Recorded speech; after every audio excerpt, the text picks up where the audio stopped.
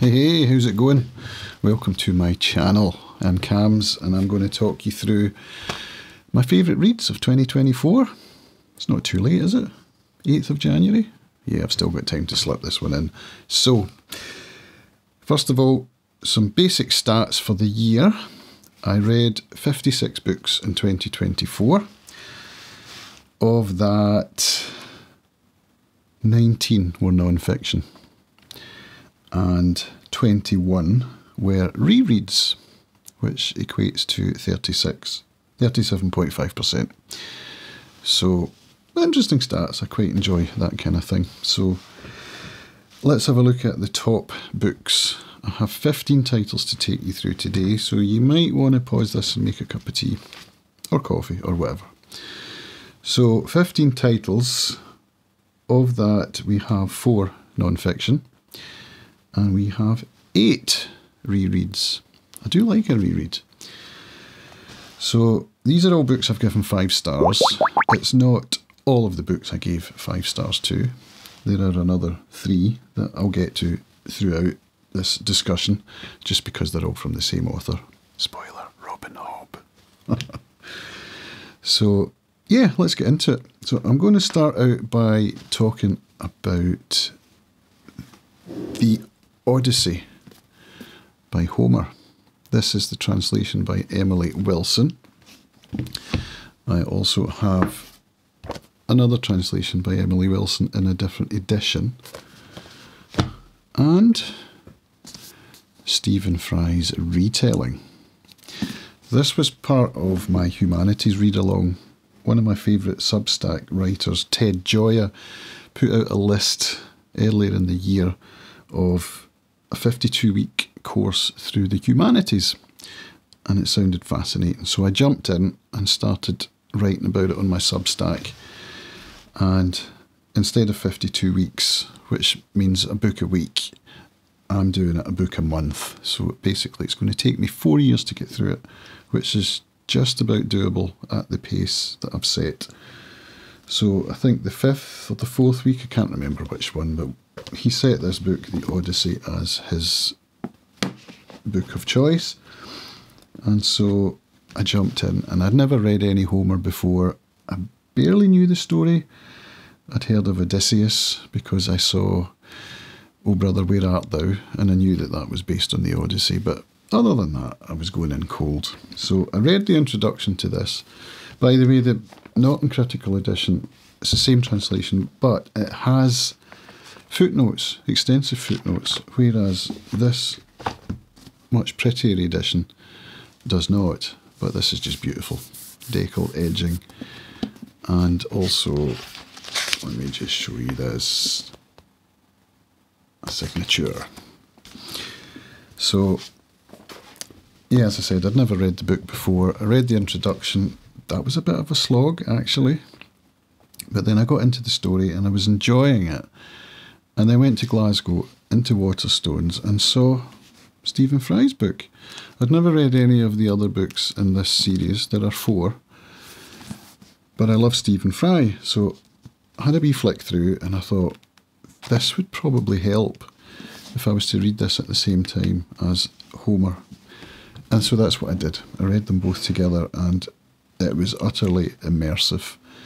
Stephen Fry's edition is not a translation, it's a retelling. So it goes through the story and even bits of the story that are not included in Homer's translation, or Emily Wilson's translation of Homer. So it added a whole lot to it. It also gave me a retelling in a different voice that was, let's say, more accessible, easier to read, more fun.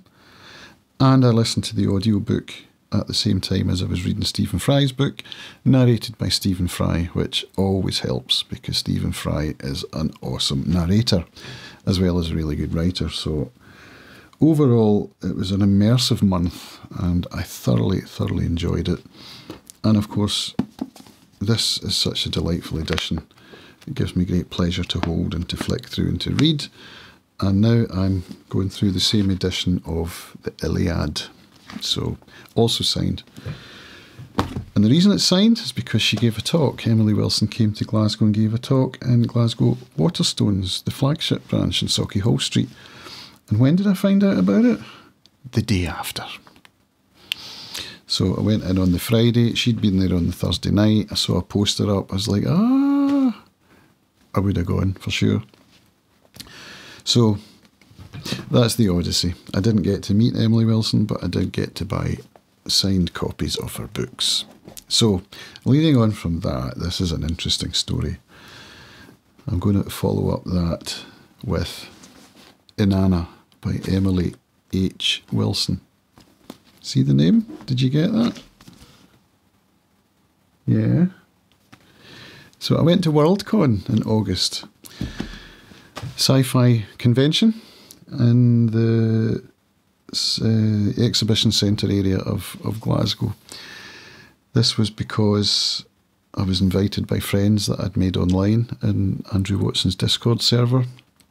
I went to meet Mayor and Andrew Watson and the two from Hardy's Books, Ross and Laura. And I met them the day before because Mayor was handing over some books to me, Wheel of Time copies that she didn't want. They were surplus to requirements. And they said, oh, you got to come, you got to come. So I did. I went on the Saturday and looked at the really busy schedule. This was a 4-day convention and every single minute of the day was filled up with talks. I was like, well, who am I going to go to? So there was a book launch event on the Saturday morning and I'd heard of one of the authors, which was Emily Wilson. So I thought, well, I'll go to that. I'll see what she's bringing out. I'll get to meet her, let her know I'm reading the Odyssey and, you know.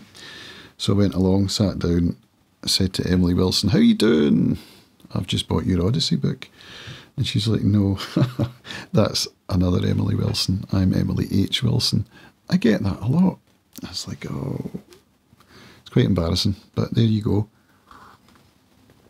So I sat down with her anyway. She talked about the book that she'd released, Inanna, and the follow-up, Gilgamesh, which is a retelling of ancient Sumeria, the Epic of Gilgamesh. And, I mean, what else could I do but buy her books after that embarrassing situation? But, I mean, also it did sound really interesting. So I'll just give you the synopsis, right? Inanna is an impossibility.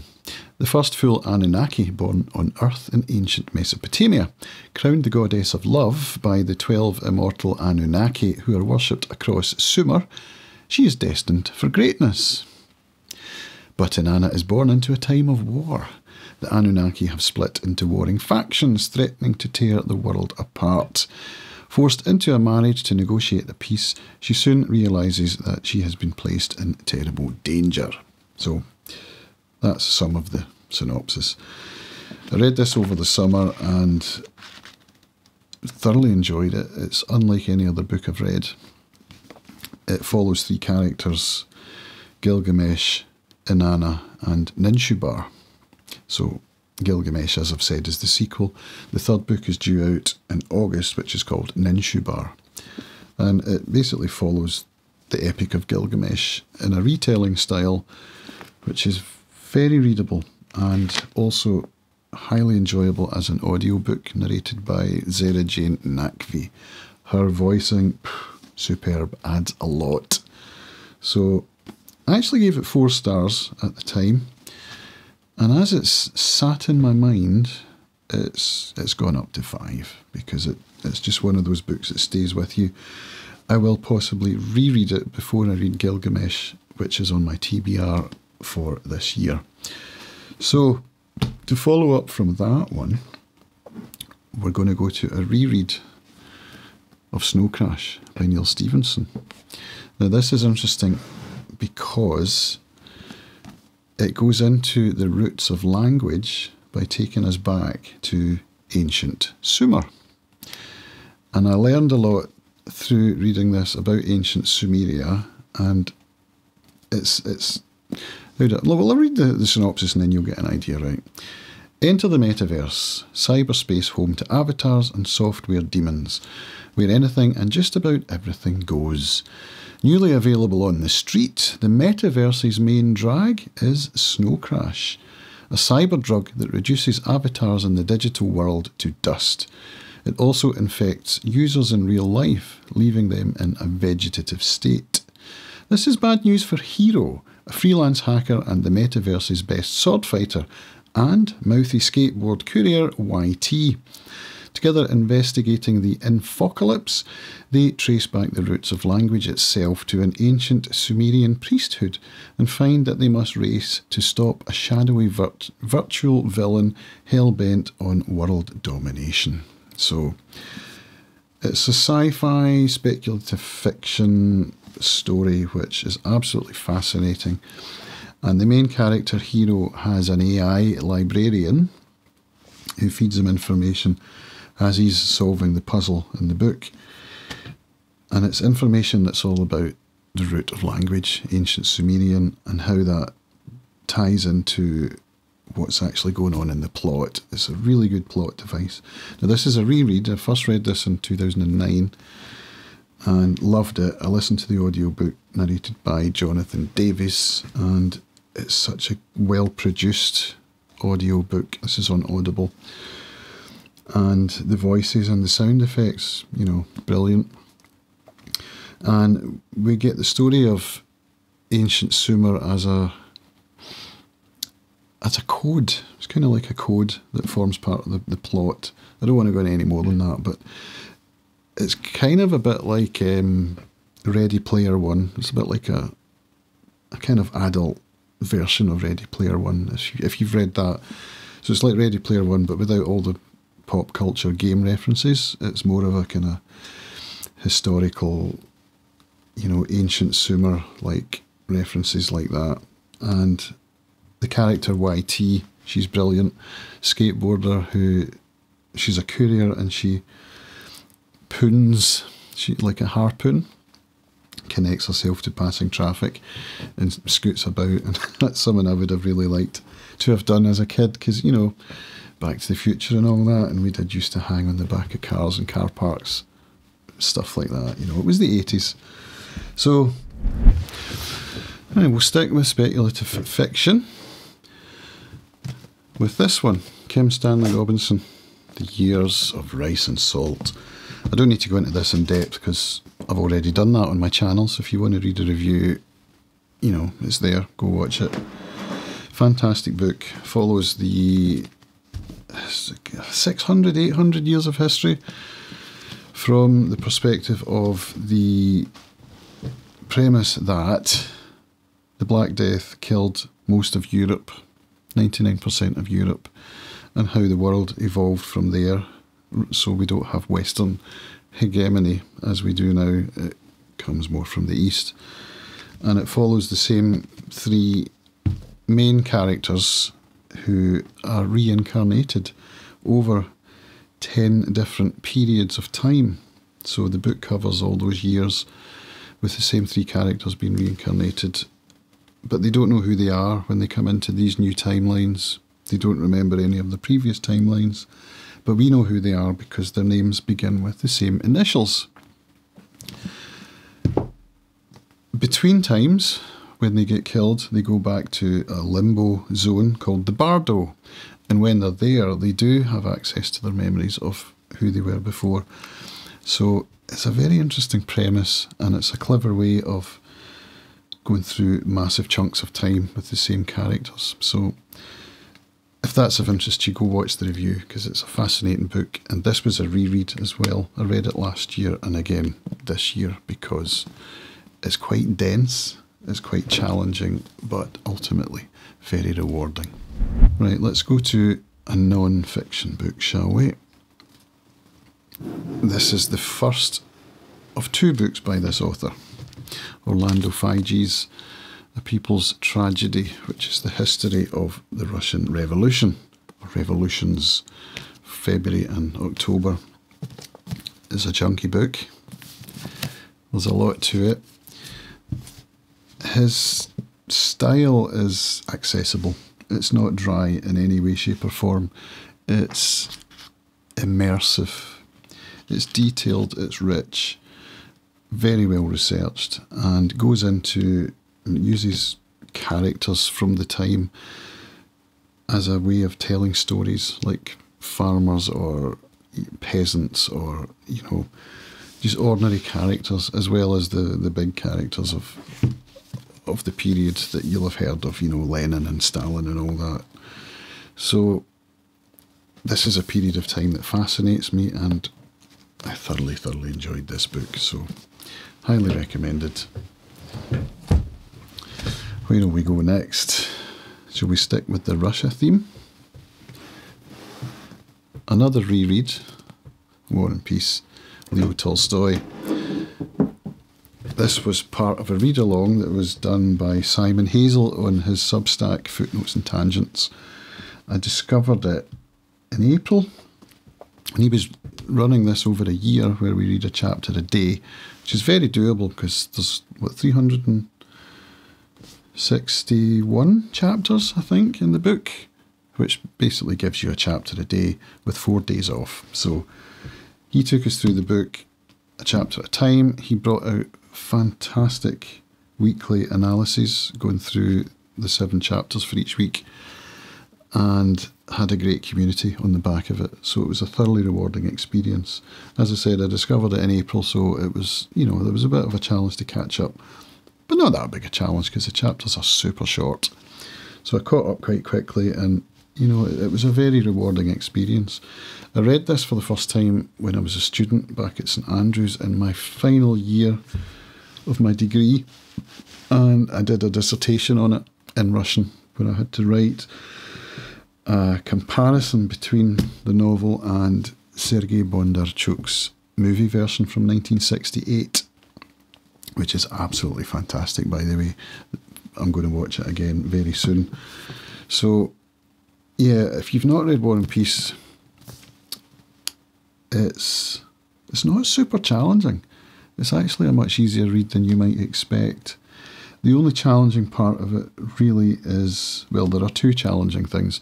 The first is the names. There are so many names. This is the same with really any Russian 19th century novel. Russians have a first name, a patronymic and a surname, and then they've got loads of nicknames as well. So that's difficult. That makes it challenging. So keep a note of names. If you get a good edition of the book, it should come with a summary of all the names as well. This translation, by the way, is by Anthony Briggs. And one of my beefs with this one is that he doesn't use feminine suffixes for the surnames of all the women characters.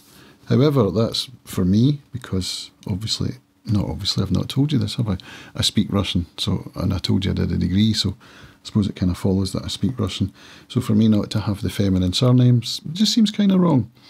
Like Julie Kuragina instead of Kuragin, or the other way around. It should be Kuragina as a feminine suffix with an A at the end. Or like Anna Karenina, it's got an A at the end, rather than Anna Karenin, which I also have in translation. Other than that, though, as a translation, it's really, really smooth, easy to read. I have read other translations of this book. In fact, I have the Pavirin Volokonsky, and the first one I read back in the day was the Aylmer Mod. So I've read other translations. This is the one I would recommend. However, the Mod translation, modern edited version, is very good as well. So yeah, it follows the story of different families in Russia from about 1805. So we go through Napoleon's invasion. We've got lots of wars, the Battle of Austerlitz in Austria, and then we end up with 1812 with Napoleon's invasion into Russia. And we follow aristocratic families, noble families, which, you know, gives a kind of interesting view of the period. But we also get to meet ordinary people, ordinary soldiers, which is just fascinating, absolutely fascinating. Historical fiction, I guess you might call this, based on fact. So yeah, Napoleon's a character in the book. Tsar Alexander shows up in the book. You know, a lot of historical figures that you might have heard of, they're in it. And the characters are just so rich, so well developed. I said there were 2 challenges. The other challenge is the philosophy of history that Tolstoy goes into from time to time. Can be a little bit dry, let's say. So those are the 2 challenges, but otherwise you could jump on Simon's read along this year, because he's running it again over at Footnotes and Tangents. If you want an immersive experience and to be led through the book, that's the way to do it. So jump in now before it gets much later. Well, you can always catch up, as I did, because, as I said, chapters are short, it's easy to catch up. But jump in now, catch up, and enjoy a whole year of fun, basically. Right, let's move on to another classic. Tess of the D'Urbervilles by Thomas Hardy. This is another reread, and it was read as part of a book club in Mike's Book Reviews YouTube channel that I enjoy. He has a Discord server in which one of the subcategories is classics, and the group set up this as the book for June, I think it was, which is a good time of year to read this, actually, because it makes me think of summer, just because of the pastoral scenes and the farm and stuff. It's a very dark book, so don't go in expecting entertainment and fun. It follows the story of Tess Durbeyfield, who her father discovers is derived from the ancient family, the D'Urbervilles. So it follows that kind of story. And she works as a milkmaid on a farm, and then she gets seduced, and it's all, you know, it's pretty dark, but beautiful prose and very moving. So I enjoyed it very much.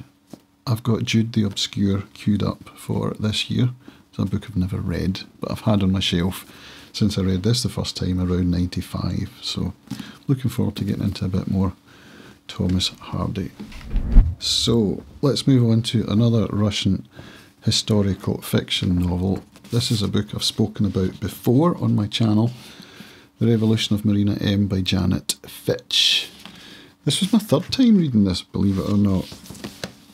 And it's followed up by The Chimes of the Lost Cathedral. So you can kind of think of them as a duology. But this is definitely, it's a standalone. You could read this, I think, without having to read the second one. Historical fiction based in revolutionary Russia, follows the story of a young poet called Marina Makarova.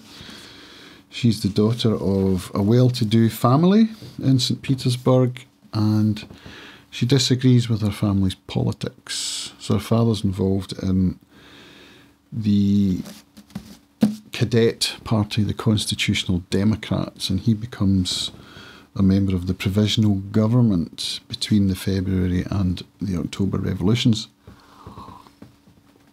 And her friend, is it Varvara? I think it's Varvara. I forget all the names now, but she has a really good friend who is involved in the revolution. You know, she's one of the, what would you call them, functionaries in the revolution.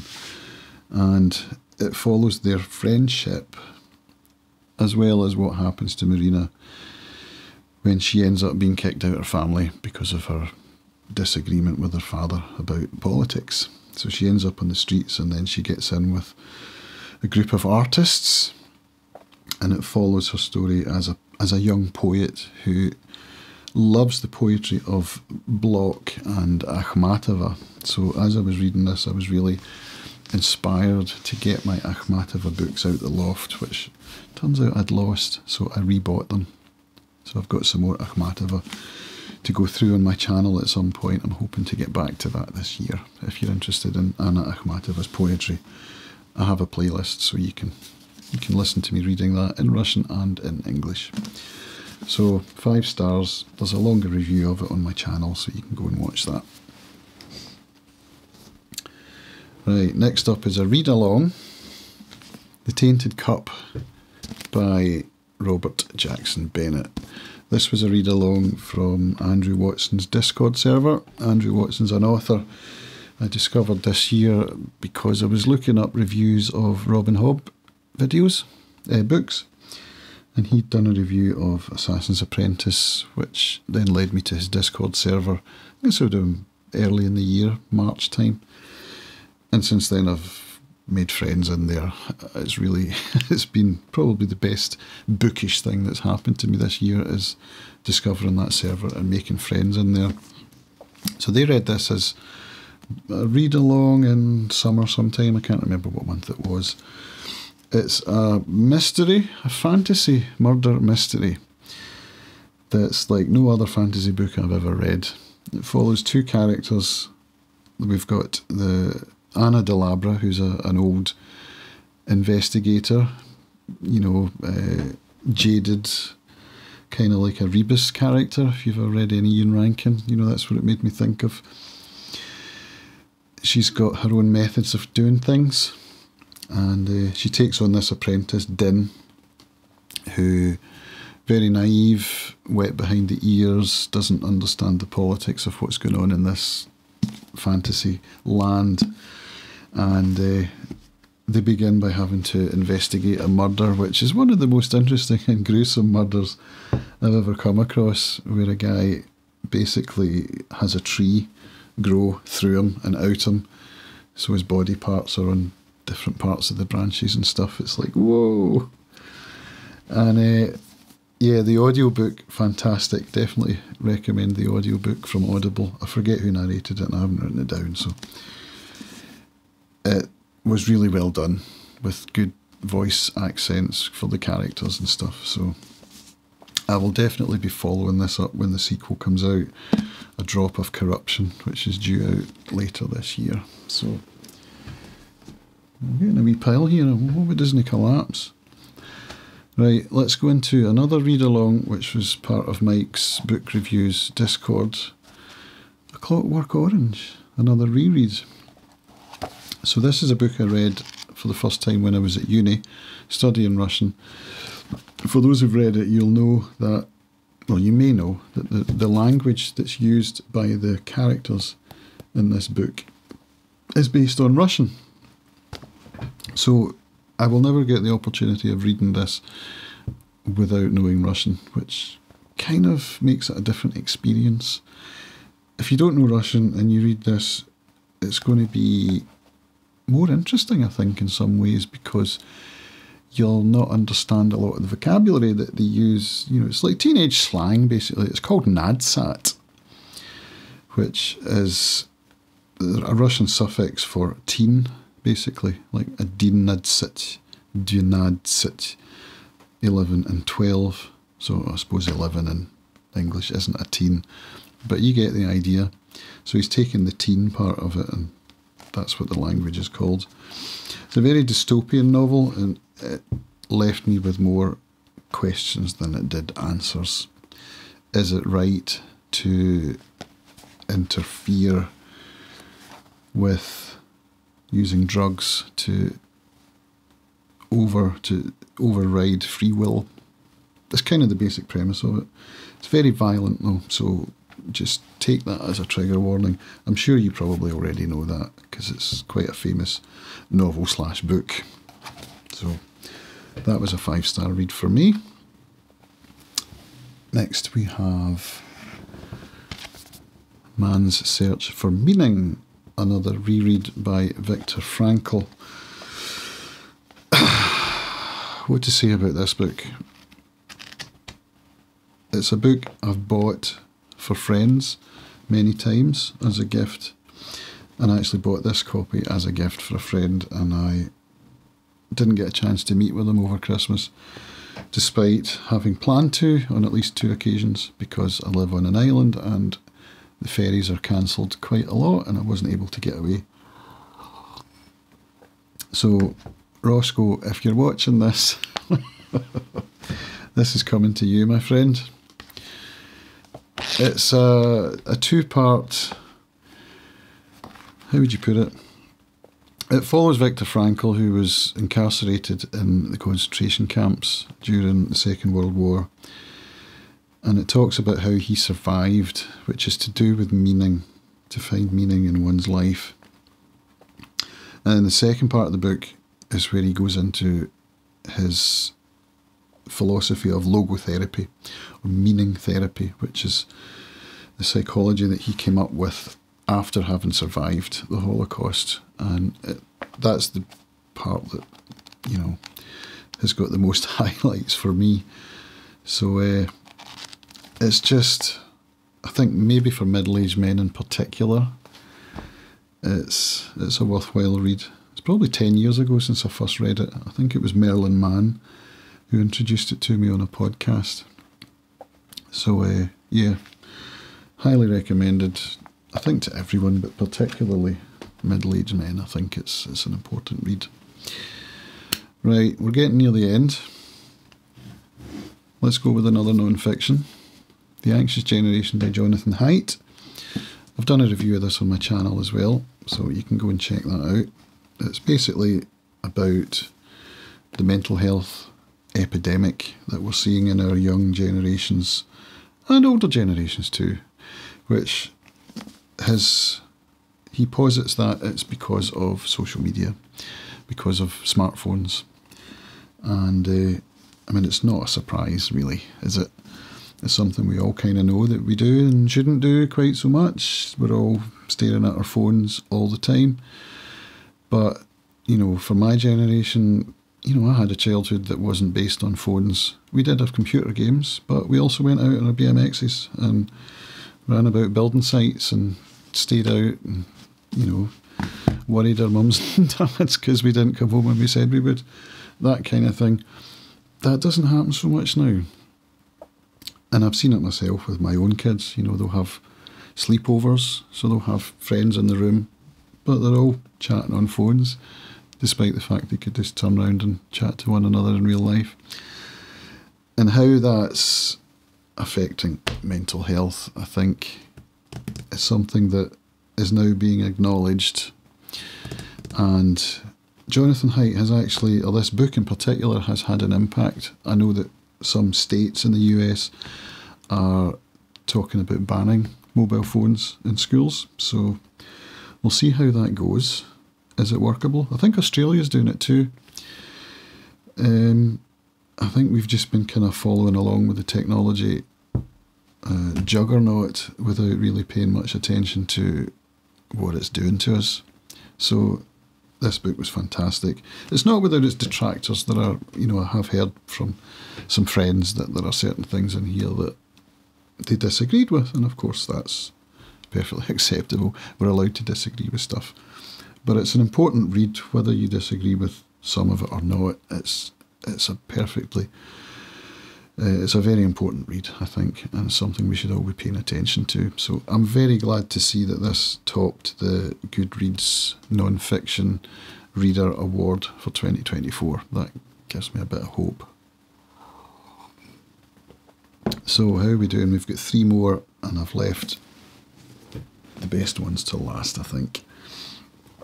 So we're going to go with non-fiction. No, we're not. We're going to go with fiction. Golden Fool by Robin Hobb. Robin Hobb's a favourite of mine, has been for a long time. This is the middle book of a trilogy, and it's the 3rd trilogy that she's written. It's part of the same world as the Farseer trilogy, but it's also becoming part of the same world as the Live Ship Traders trilogy, which is the 2nd trilogy. They're coming together here. It's crossing over, and in a really beautiful way. So the other, I did say at the beginning, there were other 5-star books that I hadn't included. So we've got The Mad Ship, we've got Royal Assassin, and we've got, what was the other one? Another Mad Ship one, Ship of Magic. Those are my other 5-star reads from Robin Hobb this year. I did plan on going through 1 book a month when I started this. I think it was March, to go through 1 book a month by Robin Hobb to finish all 16 books in the series. I think I missed 2 months, so I'm a wee bit behind, but I'm now reading the 3rd in the Tawny Man trilogy, Fool's Fate, and I'm buddy reading that with a friend from Andrew Watson's Discord. So that's fun. The way that this crossed over, there was a certain moment in this, which I can't reveal, but there was a certain moment as I was driving the van, coming back from Inverary or Oban or somewhere, dark o'clock, listening to this in the audiobook, and there was a moment and I was like, what? And I had to write to my friend Mayor and say, Mayor, what's going on here? I need someone to talk to about this. So, yeah, that's why this is up there rather than the other 5-star books, because it was just outstanding. So I'm looking forward to carrying on with more Robin Hobb this year. So I've saved the best 2 till last, I think. One fiction, one non-fiction. We'll go with non-fiction first. So this is Orlando Fige's second entry into my top books for 2024, Natasha's Dance. It's a non-fiction book that follows the cultural history of Russia, starting from 1703, which was the founding of St. Petersburg, right through to, I think it's 1962-ish, when Stravinsky returns to Russia after many years in exile. So Stravinsky is one of my favourite composers. The Rites of Spring, you know that one? If ever a non-fiction history book was written just for me, it's this. The cultural history of Russia absolutely fascinates me. So we do go through, obviously, the big historical events, particularly the revolution. But there's a lot more to it than that, you know, going from when Peter the Great first laid the foundation stone for St. Petersburg. We follow the serfs, which is a really interesting thing I didn't really know about, particularly Sheremetyev, who was a noble who had lots and lots of serfs, as the nobles did. And I learned about how some of the serfs were actually highly renowned artists, and they would be given certain rights and privileges within the mansion of the landowner. And Sheremetyev in particular ended up falling in love with one of his serfs, Praskovya, who was an opera singer. She was actually the first opera singer of any note. And in those days, there weren't theatres in the cities. There were theatres in the landowners' mansions. And that was the case with Sheremetyev. So he would put on operas in his mansion. And Praskovya was the lead soprano. What would they be called? A diva? Is that the word? I don't know. So anyway, he falls in love with her and he ends up marrying her. But that's not the done thing. You know, you don't do that. So he was kind of ostracised by society because he'd married a serf. And it's a fascinating piece of history that I didn't know about. Who's Natasha? And what is her dance? That's a very good question. Natasha Rostova from War and Peace. She's one of the main characters in War and Peace. My favourite character, actually, truth be told. And there's a scene in War and Peace where Natasha and her brother find themselves in an izba, an old peasant hut, when they've been out hunting, and they end up back there with a typical Russian spread, food and alcohol and all that, with an old uncle who lives in the izba, and they start playing music. He gets out a balalaika or something, or there's a musician next door that they overhear playing, and he gets up and starts to dance, the uncle, and he pulls Natasha up. Now Natasha's never learned how to folk dance. She's learned how to ballroom dance as part of her noble upbringing. But the scene here is where she starts to dance this old folk dance with her uncle. And the reason that this is the title for the book is because it explains how Natasha has this innate Russianness, this Russian soul that everybody has.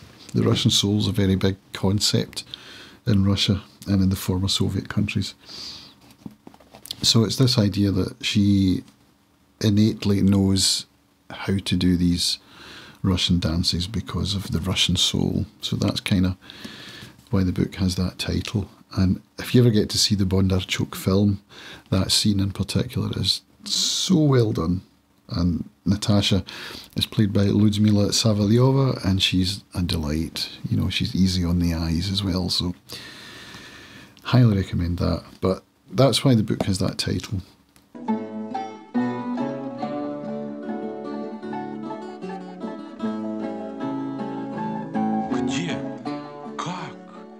Когда всосала в себя из того русского воздуха, которым она дышала, это в шелку и в бархате эмигранткой-француженкой воспитанная графинечка, этот дух, откуда взяла она эти приемы? Но дух и приемы эти были те самые, неподражаемые, неизучаемые, русские, которых и ждал от нее дядюшка. Как умела она понять все то, что было в Анисе, и в отце Анисе, и в тетке, и в матери, и во всяком русском человеке.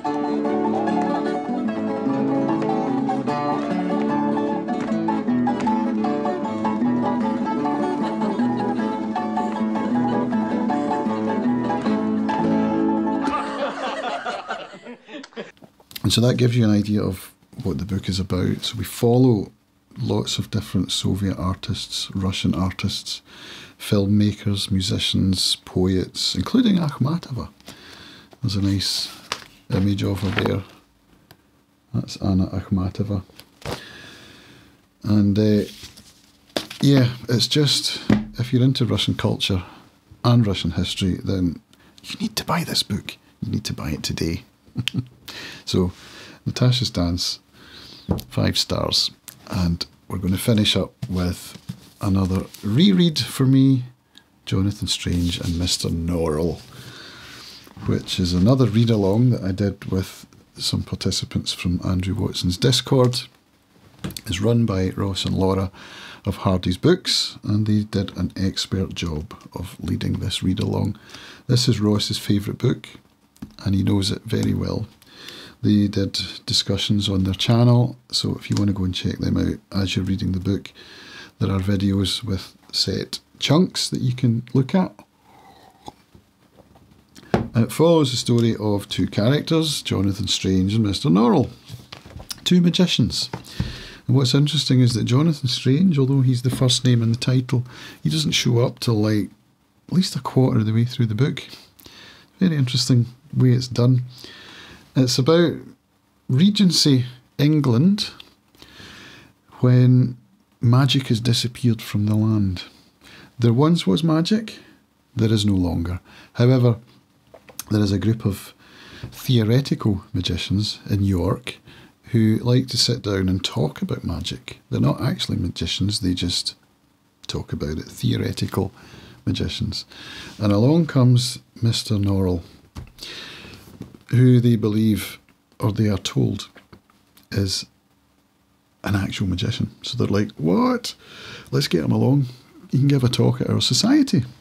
So they end up going to York Cathedral, where Mr. Norrell has been invited to prove to the Society of York Magicians that he is actually a practical magician. However, he has one caveat, which is that if he does prove that he's a practical magician, then the members of the York Society will have to give up being magicians. Not that they are anyway, but you know.